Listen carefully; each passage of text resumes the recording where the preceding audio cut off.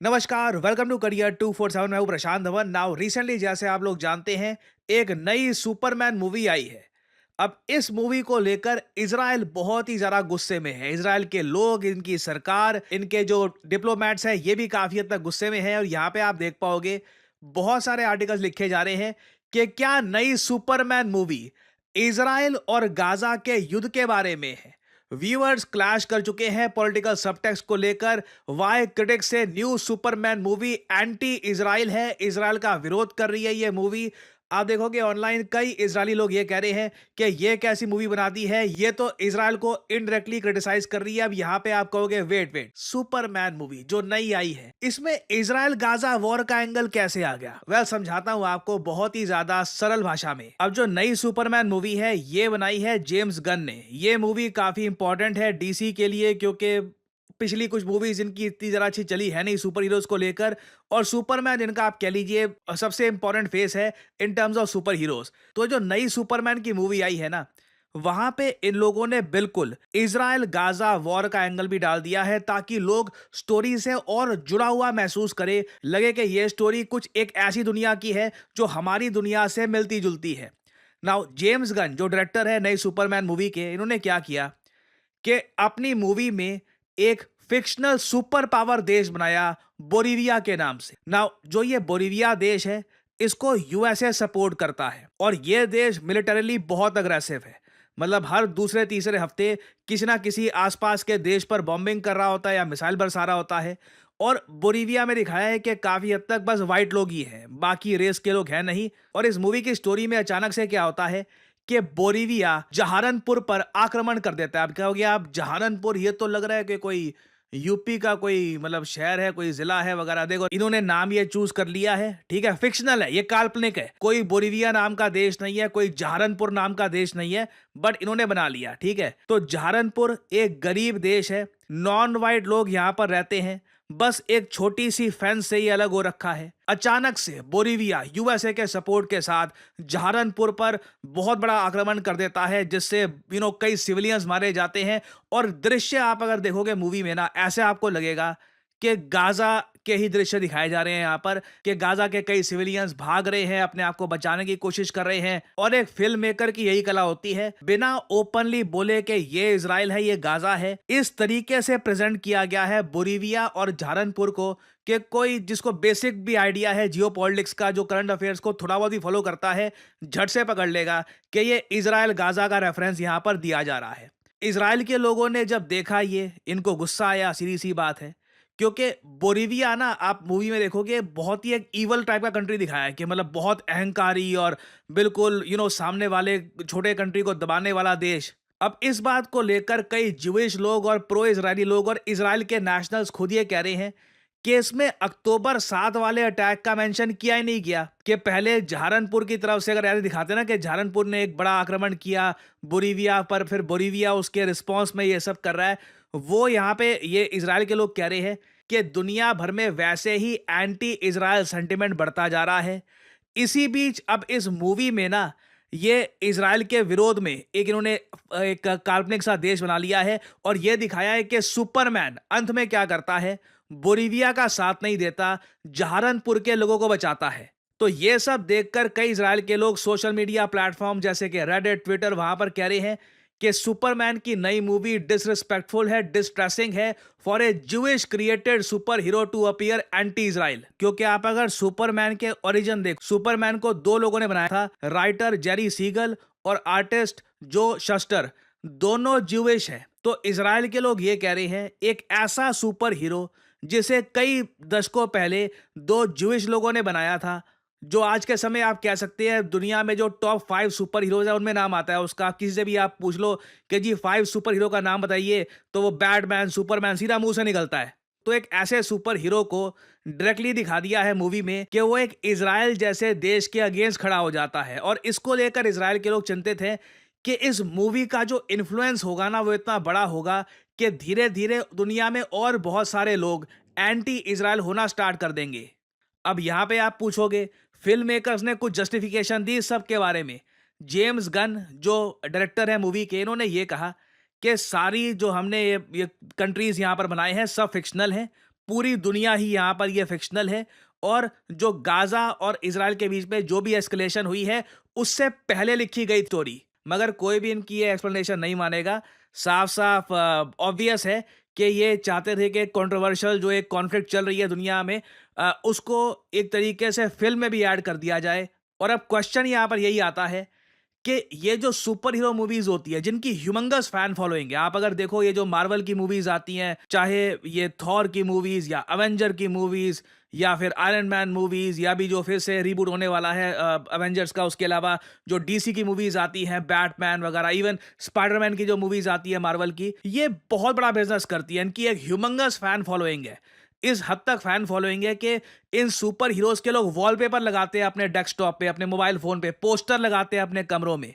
तो अगर इन super hero movies में हम रियल लाइफ कॉन्फ्लिक्ट को ऐड करना स्टार्ट कर दे और ये भी दिखा दे कि देखिए ये सुपर हीरो इस कंट्री को सपोर्ट कर रहा है, इससे तो ये फिर मूवीज नहीं रहेंगी। ये एक तरीके से जियोपॉलिटिकली जो आपकी विचारधारा है उसको फैलाने का एक जरिया बन जाएगा। और आप लोग अगर जानना चाहते हैं कि इन मूवीज का रियल लाइफ में लोगों की मेंटेलिटी पर कितना इम्पैक्ट होता है, तो मैं आपको उदाहरण ये दे दूं। नई सुपरमैन मूवी में एक डॉग दिखाया गया है, सुपरमैन का डॉग। इसका नाम रखा गया है क्रिप्टो।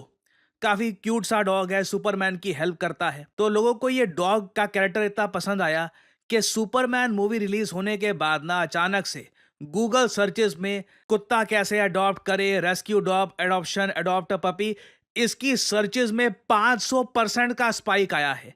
ये हॉलीवुड की movies they have a humongous impact on how people think. और जिस तरीके से आने वाले समय में इजराइल का जो ग्रेटर इजराइल प्लान अनफोल्ड होगा, ऑलरेडी जैसे मैं बता चुका हूं आपको, इजराइल ने सीरिया की हैवी बॉम्बिंग करनी स्टार्ट कर दी है और धीरे धीरे ये सीरिया का भी एक काफी बड़ा चंक हो सकता है कि कब्जा लें। और ईरान और इजराइल की एक वॉर इम्पेंडिंग वो भी बची हुई है, that will pretty much happen as well. तो अब जो मुस्लिम वर्ल्ड में बहुत ज़्यादा स्ट्रॉन्ग एंटी इजराइल सेंटिमेंट है, वो कहीं ना कहीं वेस्टर्न वर्ल्ड में भी दिखेगा, क्योंकि कई लोग हैं जो मिडिल ईस्ट से पढ़ने के लिए जाते हैं यूएस में, यूरोप में। ऑब्वियसली इस चीज़ को कंट्रोल करने की कोशिश की जा रही है। कई स्टूडेंट्स जो मिडिल ईस्ट से जाते हैं यूएस, यूरोप में, अगर वो एंटी इजराइल नारे लगाते हैं तो उनका वीज़ा कैंसिल करके उनको वापस भेजने का प्लान बनाया जा रहा है। But at the same time यही बोलना पड़ेगा कि इजराइल के जो एक्सपेंशन वाले प्लान्स हैं उसकी वजह से एंटी इजराइल सेंटिमेंट्स अनफॉर्चुनेटली बढ़ रही है।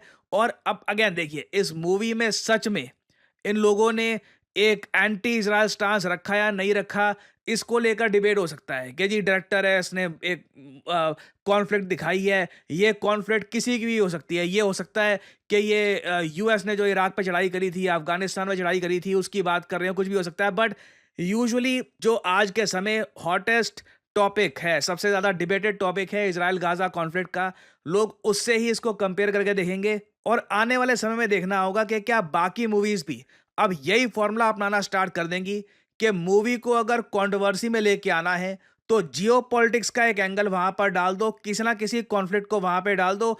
सरप्राइज मत होइएगा कल को कोई हॉलीवुड की मूवी इंडिया पाकिस्तान का कुछ इशू वहां पर डाल दे, और सिंस उनको मिडिल ईस्ट में अपनी ऑडियंस से टेंशन ज़्यादा चाहिए होगी उनको, तो वो एक ऐसी मूवी दिखा देंगे जहां पे पाकिस्तान को बेचारा दिखा दिया जाएगा। That can happen as well. तो ये क्वेश्चन देखिए जेन्युइनली पूछना होगा कि हॉलीवुड में या फिर स्टोरी टेलिंग में क्रिएटिविटी के नाम पर आप जियोपॉलिटिक्स या फिर जो करंट कॉन्फ्लिक्ट्स हैं उनको किस हद तक मिरर कर सकते हो। This is a very important debate.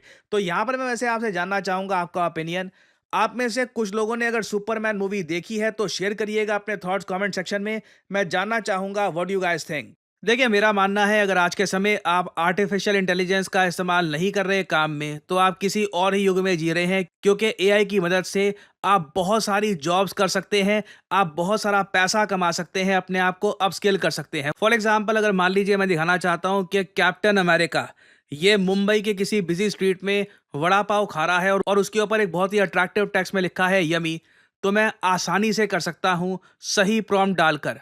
और इधर आप लोग देख सकते हैं, it was just that easy. इसके बहुत सारे वेरिएंट आप बना सकते हैं। अगर मैं चाहूँ कि इस इमेज को मैं मूव करवाना चाहूँ तो इस तरीके से, जैसे कि अपनी स्क्रीन पे आप देख पा रहे हैं, मैं बहुत सारे जनरेटिव एआई सॉफ्टवेयर की मदद से इस इमेज को मूव करवा सकता हूं, एक स्टोरी क्रिएट कर सकता हूं। I can pretty much do anything. और ये सिर्फ एक छोटा सा, एक बहुत ज़्यादा छोटा सा एस्पेक्ट है जनरेटिव एआई का, जनरेटिव एआई की मदद से आप किताबें लिख सकते हैं, आप पर्सनालिटीज क्रिएट कर सकते हैं। You can pretty much do anything you want. और अगर आपने सही जगह से जनरेटिव एआई का कोर्स कर लिया, तो मैं आपको बता दूं, आप एक प्रॉम्प्ट इंजीनियर के रूप में नौकरी कर सकते हैं। जी हाँ, प्रॉम्प्ट इंजीनियर। कई लोगों को पता ही नहीं है कि ये नौकरी एग्जिस्ट भी करती है। कई लोग आराम से साल का 4 लाख से लेकर 6 साढ़े 6 लाख, जी हाँ, जो रियलिस्टिक सैलरी होगी वही मैं आपको बताऊंगा।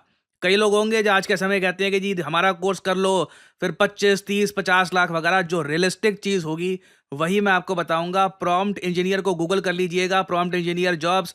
आराम से 4 लाख से लेकर 6.5 के आसपास सैलरी होती है उसकी। और डिपेंड करता है आपके एक्सपीरियंस पे। And you can start your career. आप खुद का एआई स्टार्टअप कर सकते हैं, आप कंटेंट क्रिएटर बन सकते हैं। आप लोगों ने मुझको देखा है, मैं कंटेंट क्रिएशन में एआई का कितना इस्तेमाल करता हूं, आप सबको पता है। तो अगर आप जनरेटिव एआई को प्रोफेशनल तरीके से सीखना चाहते हैं, लाइव क्लासेस से, कि जहां पे आपके सामने टीचर हो, आप टीचर से सवाल पूछ पाओ कि जी ये प्रॉम्प्ट ऐसे क्यों डाला है, ये प्रॉम्प्ट में ये चीज़ अगर मैं ऐड करूं तो रिजल्ट ऐसे क्यों आता है, ये सब चीज़ें आप समझना चाहते हैं, तो करियर 247 का जनरेटिव एआई कोर्स हमने कर दिया है लॉन्च। आपको सिंपली क्या करना है, वीडियो के कमेंट सेक्शन में जाइए, यहाँ पे आपको लिंक मिल जाएगा, आर generative AI for all. Now ध्यान दीजिएगा, इस कोर्स का नाम हमने स्पेसिफिकली रखा है जनरेटिव एआई फॉर ऑल। आप एक बिगिनर हैं, आपकी अभी तक नौकरी लगी नहीं है, आप नौकरी कहीं पर कर रहे हैं, खुद को अपस्किल करना चाहते हैं, कंटेंट क्रिएटर हैं, बेसिकली आप किसी भी स्टडी में आते हैं, तो करियर 247 का जो ये जेन एआई फॉर ऑल है, ये आपको काफ़ी हद तक हेल्प करेगा। और इस पूरे प्रोग्राम के एंड में ना, खुद का एआई स्टार्टअप आप कैसे बना सकते हैं, उसका प्रोजेक्ट भी साथ ही साथ किया जाएगा। ये सभी टूल्स को यूज़ कैसे करना है, ChatGPT, Midjourney, DALL E, various type के आज के समय जो जनरेटिव एआई के टूल्स हैं, इनको इस्तेमाल कैसे करना है, ये सब आप सीख पाएंगे करियर 247 पे। आपको सिंपली करना क्या है, यहाँ पे अपना नाम डालिए, अपना ईमेल आईडी, अपना नंबर, और ऑब्वियसली डिस्काउंट कोड यहाँ पर डालना PD10। सो एक गोल्डन अपॉर्चुनिटी आपके सामने। जनरेटिव एआई के वैसे कोर्सेज दुनिया भर में अवेलेबल हैं, बट ऐसा कोर्स जहां पे आपको लाइव क्लासेस मिलती हैं, आपको प्रोजेक्ट्स करवाए जाते हैं, आपको सर्टिफिकेशन मिलता है बाय NASSCOM, ये बहुत ज़्यादा रेयर है। So if you want to enroll, start your journey in generative AI. Thanks for listening, and as I always say, may the gods watch over you.